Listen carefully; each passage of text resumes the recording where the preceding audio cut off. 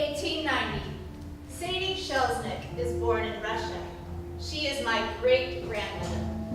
When she is 19, she sits on a bench next to a soldier. He pulls a button off his uniform and asks her to sew it back on. They escape Russia with their 3 children to become the only Jews living in Southampton, New York. They are quiet about their religion.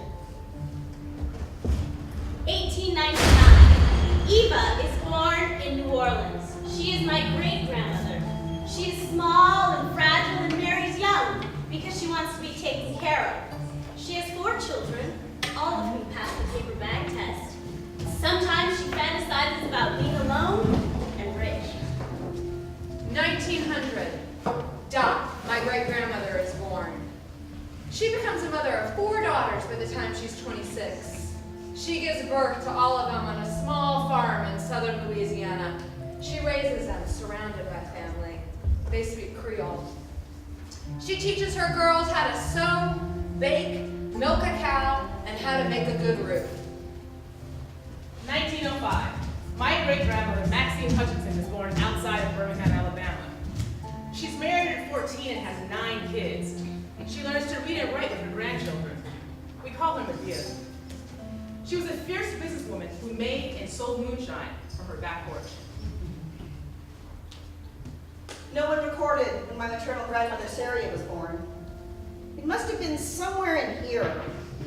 She raised 6 children, and while she never left her small village in the Philippines, 3 of her children, including my mother, moved to 3 different continents. 1912. Lillian Goldstein is born in New York. She is my maternal grandmother. She is crippled and sickly from childhood polio. At 17, she has sex with her stepbrother and becomes pregnant. They are unhappily married for 40 years. She's a loving and devoted mother, staying home with her 2 girls. They are Beverly Hills high holiday Jews, eating bagels and lox on Sundays. Her husband has affairs, but stays with her out of obligation. She longs to be loved. 1921. Lorraine is born in the 9th Ward. Lulu is my grandmother. She is fiercely independent and goes to Xavier College to become a teacher. At 25, she gives birth to my mother via emergency C-section and goes into a post-labor coma for 4 days. On the 4th day, she sat up, opened her eyes, and said, "I'm fine. Bring me my daughter." She taught us that nothing is impossible, and she works up on earrings. My paternal grandmother Faye was born sometime in her 20s. As a single mother, she supported her family by typing official documents for the American colonial government. She chain smoked and taught me how to read using Harlequin romances. 1924. My abuela is born in a small town in central Venezuela. She has 6 sons and 1 daughter by 3 different men. Her sisters raise half her children. They speak Spanish. She never marries. She's a devout Catholic. She makes really good arepas. Sometimes she resents her children.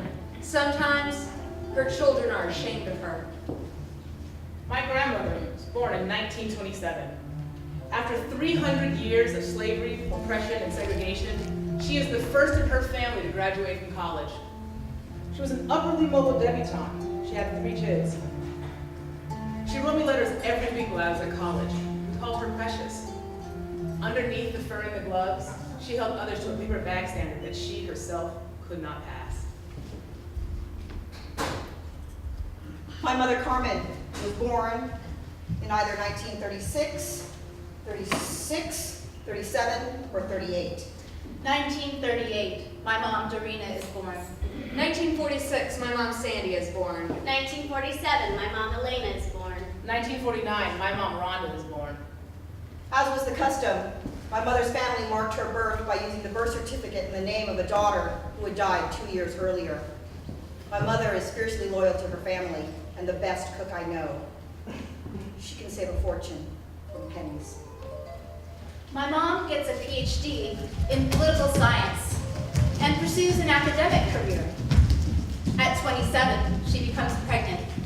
She exposes her daughter to books, music, and PBS. At 31 years old, through a routine procedure, she is given another patient's medication, and she dies. She leaves behind me, her 4-year-old daughter, and boxes of letters and poetry that I read to feel connected to her. My mom gives birth to 2 girls. The first thing she says to her husband, my father, after we're born is, "I'm sorry." My dad had wanted boys.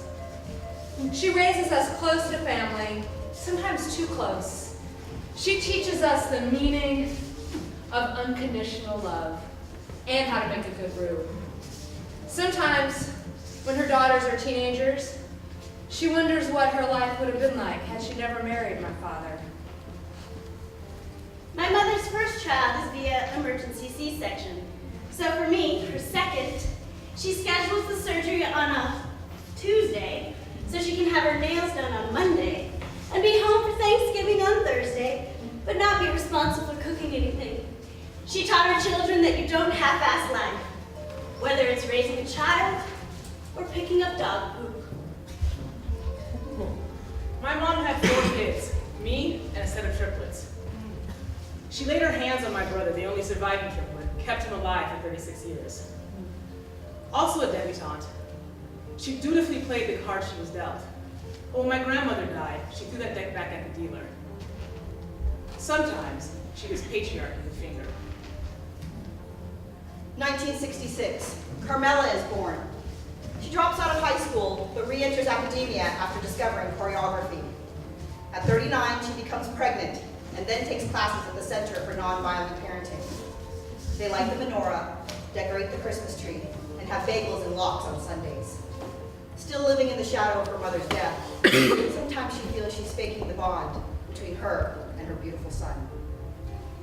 1970, Carolina is born in Charleston, South Carolina, and so named Carolina.